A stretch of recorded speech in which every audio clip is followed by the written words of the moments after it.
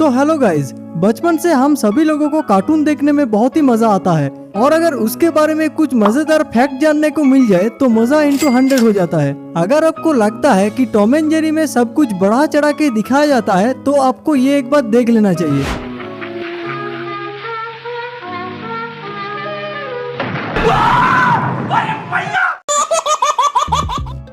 साथ ही आज मैं आपको बताने जा रहा मोस्ट ऑफ कार्टून कैरेक्टर्स की सिर क्यों बड़े होते हैं एंड ये कि मोस्ट ऑफ कार्टून कैरेक्टर्स की कलर ब्लू क्यों होते हैं। तो गाइज आज हमें ऐसे ही कुछ मजेदार फैक्ट के बारे में जानना है।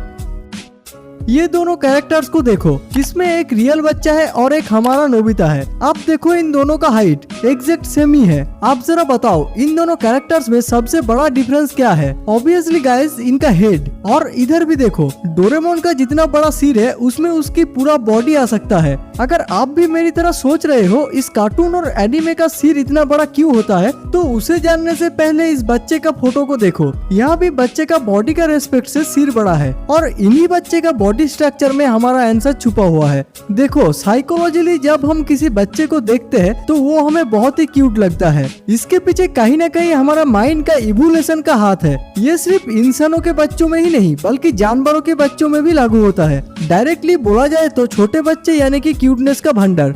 और इसी क्यूटनेस का अपीयरेंस को बढ़ाने के लिए हमारे फेवरेट कार्टून के कैरेक्टर्स का सिर इतना बड़ा होता है। नंबर 2, ये बात कभी आपने ख्याल किया है? जब से शिबाशी डोरेमोन को नोबिता के पास छोड़ गया है तब से ही डोरेमोन कबाड़ में सोता है। लेकिन इसका रीजन क्या है? नोबिता का साथ भी तो सो सकता है ना, जैसा वो कभी कभी करता है जब उन दोनों को घर के बाहर किसी जगह पर सोना पड़ता है। तो दोस्तों जैसे कि हम सभी लोगों को पता है डोरेमोन फ्यूचर का एक रोबोट है और फ्यूचर में इवन रोबोट्स का भी एक प्राइवेट रूम होता है। लाइक डोरेमोन का सिस्टर डोरेमी को ही देख लो। डोरेमोन को भी शुरुआत में एक प्राइवेट कमरा चाहिए था बट नोबिता के पेरेंट्स के पास पैसों की कमी की वजह से डोरेमोन का प्राइवेट रूम का सपना ही रह जाता है, जिस वजह से डोरेमोन कबाड़ को ही अपना पर्सनल कमरा बना लेता है। आप लोगों ने शायद वीडियो को लाइक नहीं किया, तब तक एक लाइक कर दो।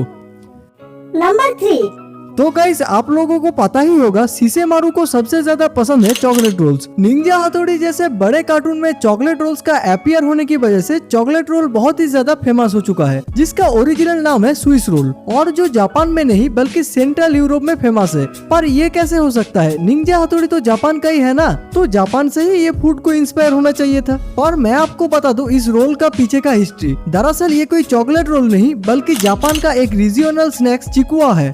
जापानी में चिकुआ का मतलब है बैम्बोरिंग, जो कि इसका स्ट्रक्चर की वजह से ऐसा नाम पड़ा है और इसे ही हिंदी और इंग्लिश वर्जन में स्विस रोल या चॉकलेट रोल कहा गया है।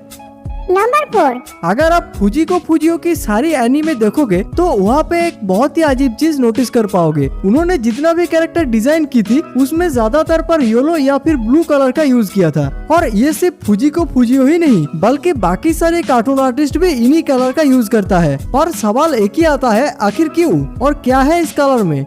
गाइस कलर के पीछे actually art theory and psychologically combination है। Blue and yellow colour eye catching तो होता ही है बट आप ये भी नोटिस करो इस कलर व्हील में ब्लू के ऑपोजिट येलो आती है जो कि इसे कॉम्प्लीमेंट्री कलर्स बनाता है। मतलब कि ब्लू बैकग्राउंड में येलो एंड येलो बैकग्राउंड में ब्लू। दरअसल मोस्टली कैरेक्टर का कलर सिलेक्शन उनका बैकग्राउंड के रेस्पेक्ट होता है। लाइक जैसे स्पॉन्ज बॉब ज्यादातर पानी के अंदर रहता है तो उसके most of the background blue colour का होता है, इसलिए उसके कलर को येलो रखा गया है। ठीक वैसे ही डोरेमोन का कलर ब्लू है और अगर आप नोबिता के घर का वॉल्स और सड़कों को देखोगे तो वो most of the time yellowish होता है एंड इसीलिए डोरेमोन एंड निंजा हथौड़ी जैसे कार्टून को ब्लू कलर दिया गया है।